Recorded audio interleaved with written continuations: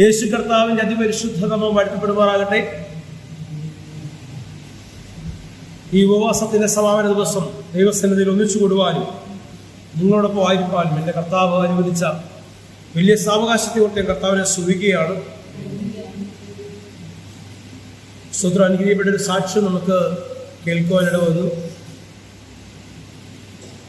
പ്രിയ സഹോദരൻ്റെ കാലിലുണ്ടായിരുന്ന നീർക്കെട്ടും വേദനയെല്ലാം മാറി എന്നുള്ള വലിയ സാക്ഷ്യം. എൻ്റെ ദൈവം അത്ഭുതങ്ങളുടെ ഉടമസ്ഥനാണ്. കർത്താവ് എവിടെയുണ്ടോ അവിടെ അത്ഭുതമുണ്ട്. അത്ഭുതം ഉണ്ടായില്ലെങ്കിലേ, ഒരു സൗഖ്യം നടന്നില്ലെങ്കിലേ നമ്മൾ ആശ്ചര്യപ്പെടേണ്ടതുണ്ട്. എന്തുകൊണ്ട് നടന്നില്ല? കാരണം കർത്താവിന്റെ പ്രസൻസ് ഉണ്ടോ അവിടെ വിടുതൽ ഉണ്ടായിരിക്കും. ഹല്ലേലൂയ. അപ്പം ഇന്ന് ഈ വചനം കേൾക്കുമ്പോൾ എന്നെ ഓൺലൈൻ മുഖാന്തരം ശ്രദ്ധിക്കുന്നവരുൾപ്പെടെ അവരുടെ ജീവിതത്തിൽ വലിയ വിടുതൽ ഉണ്ടായിട്ട് ഞാൻ പ്രാർത്ഥിക്കുകയാണ്. ഹല്ലേലൂയ. നീ തകർന്നു കാണുവാൻ കൊതിക്കുന്ന ഒരുവനുണ്ടെങ്കിൽ അവന്റെ പേരാ പിശാച്. നിന്നെ തകർത്ത് തരിപ്പണമാക്കി നിന്റെ വേദന കണ്ട് രസിക്കുന്ന ഒരു വിഷാദ രോഗിയല്ല ഞാൻ സേവിക്കുന്ന എന്റെ ദൈവം. നിന്നെ അതിലൂടെ കടത്തിവിട്ട് ഇതിലൂടെ കടത്തിവിട്ട് നിന്നെ ചില പ്രോസസ്സിലൂടെ കടത്തിവിട്ട് നിന്നെ ഒരു പരുവാക്കി എടുക്കുന്ന ആ തിയറിക്കകത്തല്ല നീ ആയിരിക്കുന്നത്. ഹല്ലേലൂയ. നീ എവിടെ വീഴുമെന്നും എവിടെ വീഴത്തില്ലെന്നും നല്ല ബോധ്യമുള്ള കർത്താവ്. ആ കർത്താവിന്റെ ഉള്ളങ്കയിൽ നീ ഇരിക്കുന്നത് കൊണ്ടാണ് നീ വീഴാതിരിക്കുന്നത്. അത് നിന്നെ ഉള്ളങ്കയിൽ വഹിച്ചിരിക്കുക. കാരണം നീ ഒറ്റയ്ക്ക് നിന്നാൽ എന്ത് ചെയ്യും? നീ വീട് പോകുമെന്ന് നിന്റെ തമ്പുരാൻ അറിയും. നമ്മുടെ അകത്തൊരു ബോധ്യമുണ്ടല്ലേ, ഒറ്റയ്ക്കല്ല, അല്ലെങ്കിൽ ഞാൻ സ്വയമായിട്ടൊന്നും എനിക്ക് ഒന്നും ചെയ്യാൻ കഴിയത്തില്ല, എൻ്റെ അപ്പയെ കൂടാതെ എനിക്ക് ഒന്നും പറ്റത്തില്ല. 2 കൊരിന്ത്യൻസ് 5-ാം അധ്യായം അതിന്റെ 16 മുതൽ 17 വരെയുള്ള 16-17 വാക്യങ്ങൾ നമുക്ക് പ്രാരംഭമായി ഒന്ന് വായിക്കാം. അപ്പോസ്തലനായ പൗലോസ് കൊരിന്ത്യ സഭയ്ക്ക് എഴുതിയ ലേഖനം 2 കൊരിന്ത്യൻസ് 5-ാം അധ്യായം അതിന്റെ 16-17 വാക്യങ്ങൾ വായിച്ചാണ്.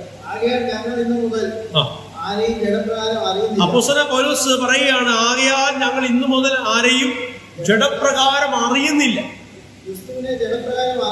ക്രിസ്തുവിനെ ജഡപ്രകാരം അറിഞ്ഞുവെങ്കിലും ഇനി മേലാൽ അങ്ങനല്ല കേട്ടോ. ഹല്ലേലൂയ. ഇന്ന സ്ഥലത്ത് ജനിച്ച ഈ ഭൂമിയിൽ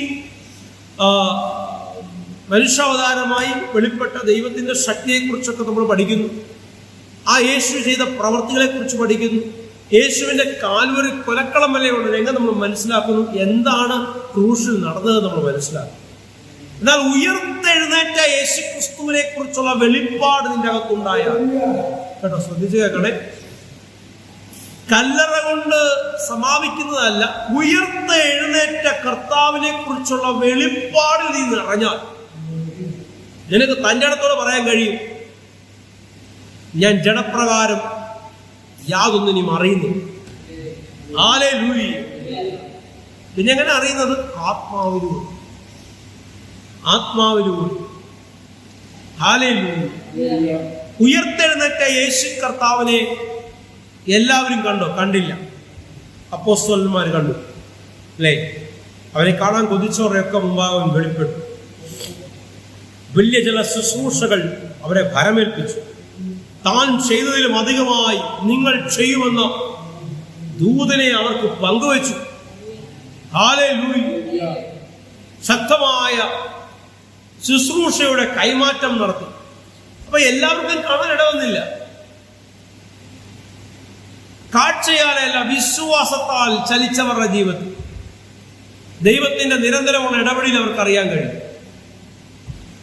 അപ്പോസ്തലനായ പൗലോസിന്റെ ജീവിതത്തിൽ താൻ അറിഞ്ഞതും മനസ്സിലാക്കിയതും ഉൾക്കൊണ്ടതുമായ മതത്തിൻ്റെതായ കുറെ അറിവുകൾ ഉണ്ടായി. തന്റെ ദൈവികമായ കുറെ ചിന്തകൾ, താൻ പഠിച്ച മനസ്സിലാക്കിയ കുറെ ഡോക്ട്രിൻസ്. എന്നാൽ അതെല്ലാം തെറ്റാണ് എന്ന് തനിക്ക് ബോധ്യപ്പെട്ടു. എപ്പോൾ?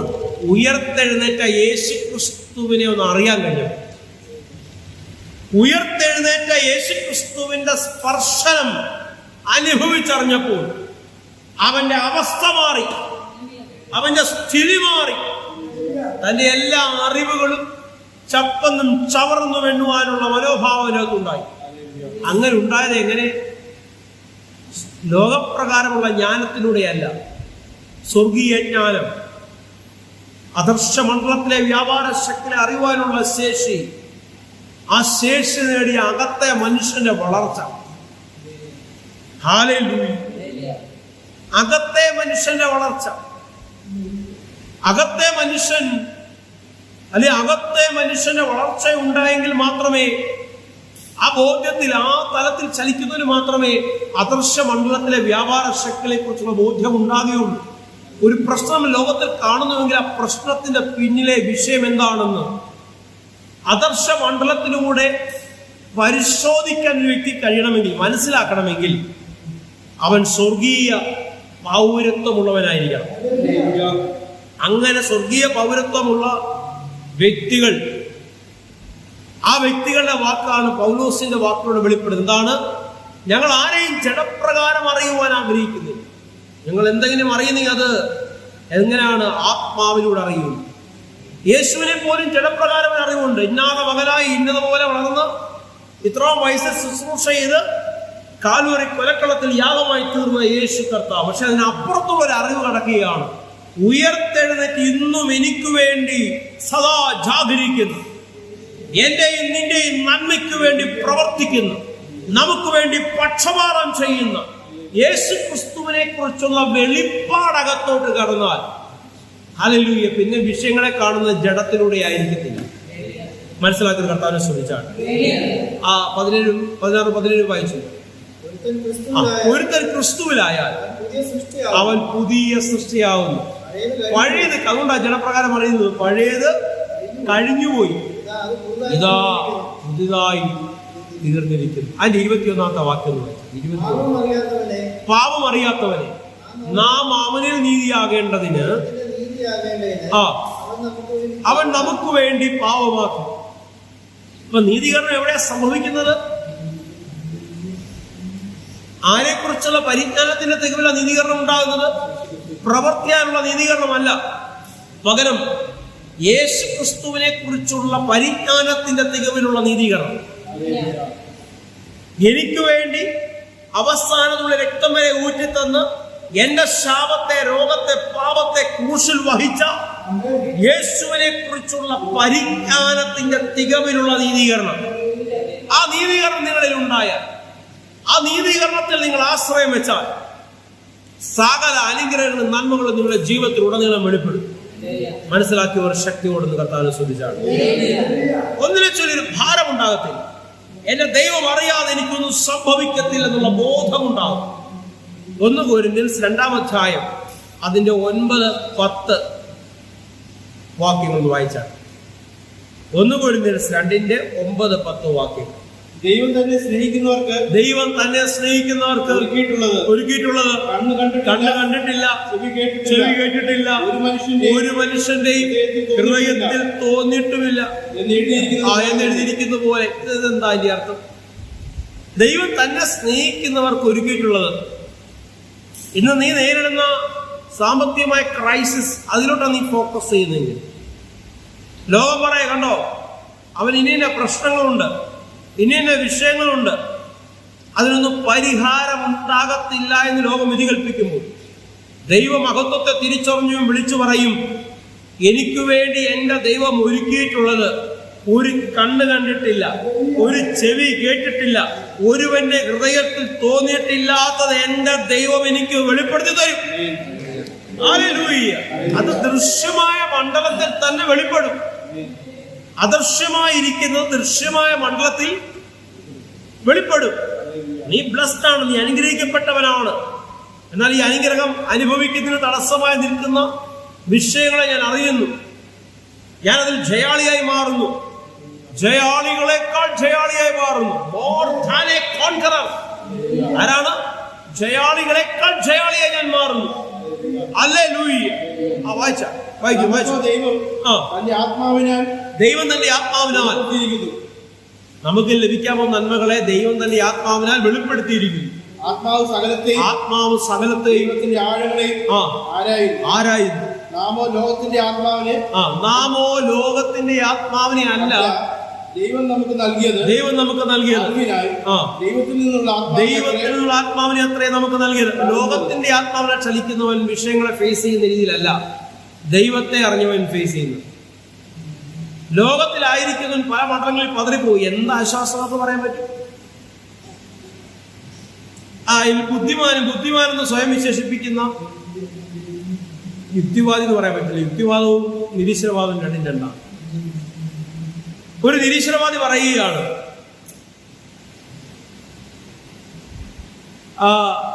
ഈ ദൈവം എന്ന് പറഞ്ഞ് നടക്കുന്നവർക്കെല്ലാം ചികിത്സയുടെ കുറവുണ്ട്. ചികിത്സയുടെ കുറവ്, ഞാനൊരു പ്രസംഗം കേട്ടത്, ചികിത്സയുടെ കുറവുണ്ട്. ഈ ചികിത്സയുടെ കുറവുണ്ടെന്ന് പറഞ്ഞിരുന്ന എന്നെപ്പോലെ അനേകം പേരെ എന്റെ ദൈവം മാറ്റിമറിച്ചു. എന്തോ പേഴ്സണൽ എക്സ്പീരിയൻസ്. എല്ലാവരും കാണാതെ അവൻ കണ്ടു. അവനെ ചികിത്സിക്കേണ്ട ആവശ്യമുണ്ട്. നല്ലൊരു സൈക്കാട്രിസ്റ്റിന് എടുത്ത് കൊണ്ടുപോകുന്നു. നിന്റെ ബുദ്ധിമണ്ഡലത്തിൽ അതേ ഉൾക്കൊള്ളാൻ പറ്റത്തുള്ളൂ. കാരണം നീ കാണാത്തത്, അല്ലെങ്കിൽ നിന്റെ ശാസ്ത്രീയ എക്യുപ്മെന്റ്സിലൂടെ കണ്ടുപിടിക്കാൻ പറ്റാത്തത് ഒന്നുമില്ല എന്ന് നീ ചിന്തിക്കുന്നില്ല. അതിനപ്പുറമുള്ളൊരു മണ്ഡലമുണ്ട്. യഹൂദന്റെ ചരിത്രം തന്നെ നോക്കിയാൽ മതി. നിന്റെ ബുദ്ധിമണ്ഡലത്തിന്റെ ശാസ്ത്രീയ അറിവുകളുടെ അപ്പുറത്തുള്ള വലിയ തലങ്ങൾ എനിക്ക് മനസ്സിലാക്കാൻ സാധിക്കും. ഇന്നും യഹൂദൻ എന്ന് പറയുന്ന യഹൂദന്റെ സംസ്കാരം, യഹൂദ ജാതി നിലനിൽക്കുന്നത്, ലോകത്തിന്റെ ശ്രദ്ധ മുഴുവൻ അതിലേക്ക് എത്തപ്പെടുന്നത് ഈ വിശുദ്ധ ബൈബിളിലെ പ്രവചനങ്ങളുടെ ആധികാരികതയാണ്. എന്തെങ്കിലും നടക്കുമ്പോൾ അവരെടുത്തോണ്ട് വരും പ്രവചനം എന്ന് പറഞ്ഞുകൊണ്ട്. അതുകൊണ്ട് ഇതിൽ എഴുതിയിട്ടുണ്ട്, അതിലെഴുതിയിട്ടുണ്ട്. ഒന്നും കണ്ടുപിടിക്കാൻ അതിന് പറ്റിയിട്ടില്ല. നീ ശരിയാവണ്ണം വായിക്കാത്തതിന്റെ പ്രശ്നം, നീ ശരിയാവണ്ണം മനസ്സിലാക്കാത്തതിന്റെ പ്രശ്നം, നിന്റെ യുക്തിക്കും ബുദ്ധിക്കും ഉൾക്കൊള്ളാൻ പറ്റാത്ത ദൈവിക അനുഭവങ്ങൾ, ആ അനുഭവങ്ങളെ നിറഞ്ഞവർന്ന് ചേർന്ന് കർത്താവിനെ ശക്തിയോടെ സ്തുതിച്ചാട്. സ്തോത്രം. ഒരു കണ്ണ് കണ്ടിട്ടില്ല, ഒരു ചെവി കേട്ടിട്ടില്ലാത്ത അനുഗ്രഹങ്ങളുടെ കലവറ ദൈവം തുറക്കും. കാരണം ഹല്ലേലൂയ, നമുക്ക് വേണ്ടി ദൈവം ഒരുക്കി വെച്ചിട്ടുള്ളത് ദൈവത്തിന്റെ ആത്മാവുള്ളവന് മാത്രമേ അറിയത്തുള്ളൂ. ലോകത്തിന്റെ ആത്മാവുള്ളവന് പിടികിട്ടത്തില്ല. വായിച്ചാണ്. എന്നാൽ പ്രാകൃതം മുമ്പേ പറഞ്ഞ വിഷയം എന്താ? ആ ദൈവത്തിന്റെ ആത്മാവിന് ലഭിച്ചിട്ടില്ലാത്ത മനുഷ്യൻ, പ്രാകൃത മനുഷ്യൻ ദൈവാത്മാവിന്റെ ഉപദേശത്തെ കൈക്കൊള്ളുന്നില്ല. അതവന് ഇത് വെറും മണ്ടത്തരമായിട്ട് തോന്നും. പ്രാകൃത മനുഷ്യന് ഇതൊരു മണ്ടത്തരമായിട്ട് തോന്നുന്നു. 12-ാം വാക്യം. ആത്മീയമായി വിവേചിക്കേണ്ടതാകയാൽ അത് അവന് ഗ്രഹിക്കാൻ കഴിയുന്നില്ല. 12-ാമത്തെ വാക്യം. 12. നാമോ ലോകത്തിന്റെ ആത്മാവിനെ അല്ല ദൈവം നമുക്ക് നൽകിയിരിക്കുന്നത് ദൈവത്തിൽ നിന്നുള്ള ആത്മാവിനെ അത്രേ നമ്മൾ പ്രാപിച്ചിരിക്കുന്നത്. 14-ാം വാക്യം. എന്നാൽ പ്രാകൃത മനുഷ്യൻ ദൈവത്തിന്റെ ആത്മാവിന്റെ ഉപദേശത്തെ കൈക്കൊള്ളുന്നില്ല. അത് അവന് ഭോഷത്വമാകുന്നു. 15-ാം വാക്യം. ആത്മീയനോ സകലത്തെയും, കേട്ടോ, ഈ വാക്യങ്ങളൊക്കെ കാണാൻ പഠിച്ചു. ആത്മീയനോ സകലത്തെയും എങ്ങനെ വിവേചിക്കുന്നു? ആത്മീയമായി വിവേചിക്കുന്നു. ഒരു പ്രശ്നം ലോകത്തിലുണ്ടായാൽ, ഒരു വിഷയം തന്റെ കൺമുമ്പിൽ വെളിപ്പെട്ടാൽ, ഹല്ലേലൂയ, അത് എന്തുകൊണ്ടാണ് അത് ഉണ്ടായതെന്നുള്ളത് ആത്മീയന് മനസ്സിലാവും. താൻ ആരാലും വിവേചിക്കപ്പെടുന്നില്ല. ഹല്ലേലൂയ, സ്തോത്രം. എഫേസ്യൻസ് 3-ാം അധ്യായം 16 മുതൽ 21 വരെയുള്ള വാക്കുകൾ വായിക്കും. എഫേസ്യൻസ് 3-ന്റെ 16 മുതൽ 21 വരെയുള്ള വാക്ക് വായിച്ചാണ്.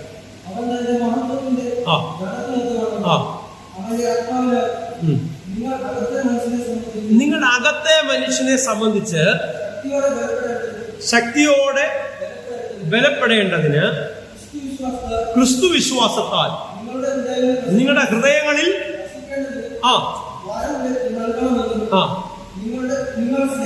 നിങ്ങൾ സ്നേഹത്തിൽ വേരൂന്നി അടിസ്ഥാനപ്പെട്ടവരായി നീളവും ഉയരവും ആഴവും എന്തെന്ന് സകല വിശുദ്ധന്മാരുടെ കൂടെ ഗ്രഹിപ്പാനും പരിജ്ഞാനത്തെ കവിയുന്ന ക്രിസ്തുവിൻ സ്നേഹത്തെ അറിയുവാനും പ്രാപ്തരാകുകയും ദൈവത്തിന്റെ എല്ലാ നിറവോളം നിറഞ്ഞു വരികയും വേണമെന്ന് പ്രാർത്ഥിക്കുന്നു. അപ്പോസ്തലനായ പൗലോസിന്റെ പ്രാർത്ഥന. ഒന്ന്, അകത്തെ മനുഷ്യൻ ബലപ്പെടണം. 2, കർത്താവിന്റെ സ്നേഹത്തിന്റെ ആഴവും വീതിയും നീളവും ഉയരവും അറിഞ്ഞ് ദൈവിക ജ്ഞാനത്തിനുള്ള ചലനം ഉണ്ടാകാൻ പ്രാർത്ഥിക്കും. Hallelujah, hallelujah. അകത്തെ മനുഷ്യൻ ബലപ്പെടാന്ന് പറഞ്ഞാൽ എന്ത്? അകത്തെ മനുഷ്യൻ ശ്വസനക്രിയ ചെയ്യാനുള്ള, ബ്രീത്ത് ചെയ്യാനുള്ള ശരീരത്തിന്റെ എഫിഷ്യൻസി പോയപ്പോൾ ആൾ മരിച്ചു. അതെ, ബുദ്ധി കൊണ്ട് നടക്കുന്നവന് പറയാൻ പറ്റത്തില്ല. നടക്കാൻ ഈ പ്രപഞ്ചത്തിൽ ഇനി എന്ത് നടക്കുമെന്ന് വിളിച്ചു പറയുന്ന വ്യക്തികളുണ്ട്. അതുപോലുള്ള സംഭവങ്ങൾ അല്ലെ അതുപോലെ തന്നെ വിഷയങ്ങൾ നമ്മൾ കാണുന്നുണ്ട്. അത് ഈ പറയുന്ന അളവ് കൊണ്ട് കണ്ടെത്താൻ പറ്റുന്ന ഒരു മേഖലയല്ല. ഇതൊക്കെ പ്രാകൃത മനുഷ്യനെന്ന് പറഞ്ഞാൽ ഉൾക്കൊള്ളാൻ പറ്റത്തില്ല. ഇത് ആത്മമനുഷ്യൻ വിവേചിക്കും.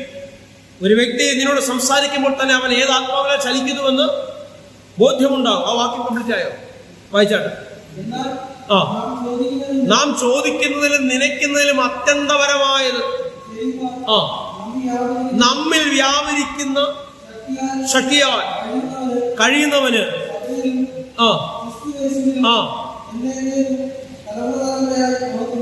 എന്താ എഴുതിയത്? ചോദിക്കുന്നതിലും നനയ്ക്കുന്നതിലും അത്യന്തപരമായ. എന്താ നീ ദൈവസന്നിധി അപേക്ഷിച്ചത്, ചോദിച്ചത്? എന്താ നിന്റെ പ്രാർത്ഥനാ വിഷയം? എന്താ നിന്റെ ആഗ്രഹം? അതിനപ്പുറം അത്യന്തപരമായ ചെയ്യുവാൻ കഴിവുള്ളവന്റെ വ്യാപാര ശക്തി നിന്റെ അകത്തിരിക്കും കേട്ടോ. അയ്യോ ദൈവമേ അല്ലെ, ഉയരത്തിലേക്ക് കൈകൾ ഉയർത്തി പ്രാർത്ഥിക്കുക, ഇതല്ലേ പഴയ നിയമം പഠിപ്പിക്കുന്നത് അല്ലേ? എന്നാൽ അപ്പോസ്തലൻ പൗലോസ് പറയുന്നു, നിന്റെ അകത്തിരിക്കുന്ന ദൈവത്തെ നീ അറിയുക. നിന്റെ അകത്ത് പുരാതന കാലങ്ങളിൽ മറഞ്ഞിരുന്നൊരു മർമ്മം നിന്റെ അകത്ത് വെളിപ്പെട്ടിരിക്കുക.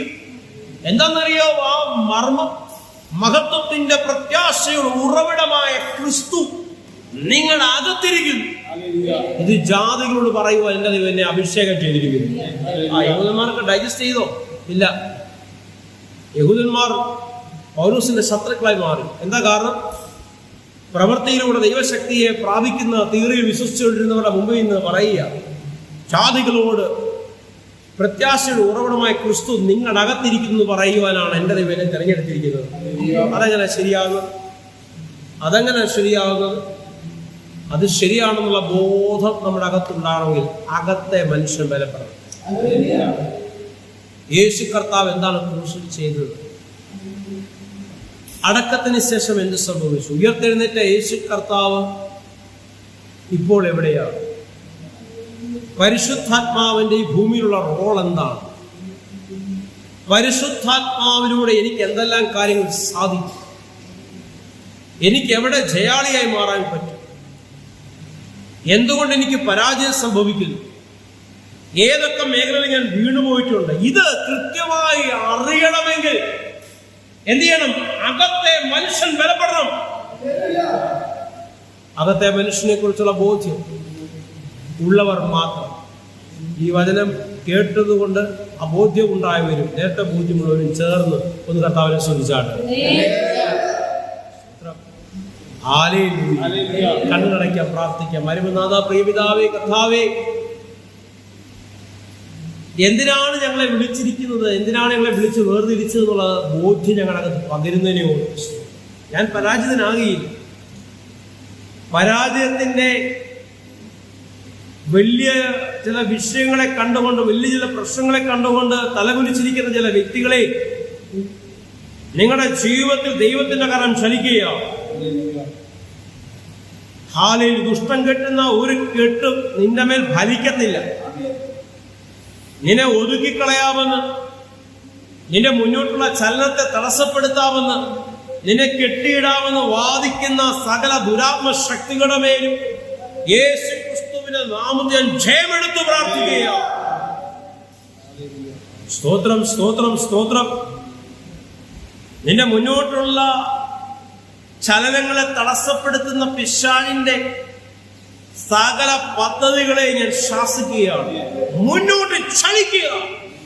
അകത്തെ മനുഷ്യനെ കുറിച്ചുള്ള പരിജ്ഞാനം നേടിയ ജനമേ, നിങ്ങൾ മുന്നോട്ട് ചലിക്കുക. ദൈവത്തിന്റെ കൃപ നിങ്ങളുടെ മേൽ വെളിപ്പെടുന്നതിനെ ഓർത്ത് സ്തോത്രം. കർത്താവിന്റെ ശക്തി, മഹത്വം, കൃപ പ്രാർത്ഥിച്ച സകലമേലും ഇറങ്ങിയതിനെ ഓർത്ത് സ്തോത്രം. എന്റെ കർത്താവിന്റെ അധികാരമുള്ള നാമത്തിൽ തന്നെ.